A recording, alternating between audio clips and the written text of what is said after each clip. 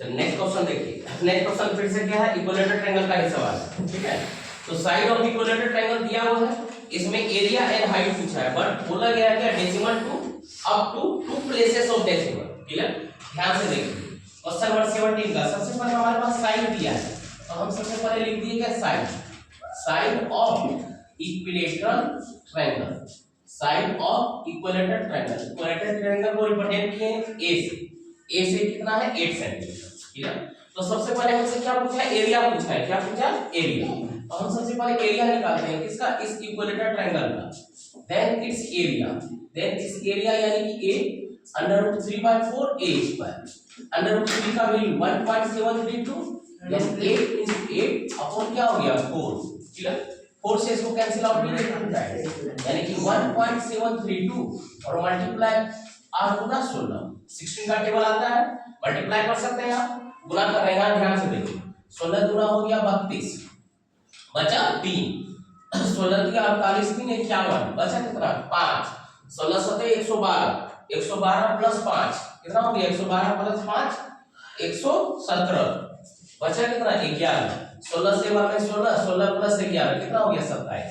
ठीक है, हमसे दो ही डेसिमल प्लेसेस पूछा है, तो 27.71 सेंटीमीटर स्क्वायर। ठीक है, अलग से कैलकुलेट करने का जरूरत नहीं है, आपको टेबल मैथ में कैलकुलेशन के लिए 1 to 20 तक का टेबल आपको याद रखना पड़ेगा। अगर गणना याद है वो भी सही, गणना यानी कि अगर ब्रैकेट से कर बड़े 32 से करते हैं 4 से करते हैं 54 से ना आगे आए। इसमें एक क्वेश्चन और क्या पूछा गया है, एंड इट्स हाइट, इस इक्विलेटरल ट्रायंगल का हाइट क्या होता है √3/2a, क्या हो जाता है √3/2a, √3 का वैल्यू 1.732 मल्टीप्लाई a यहां पे 8 अपॉन क्या दिया जाए 2 से कैंसिल आउट हो गया, इसका भी मल्टीप्लिकेशन बहुत आसान, 4 गुना 8, 4 दिया 12, बचा 1, 4 7 28, 1 29, बचा कितना 2, 4 से 2 बार 2।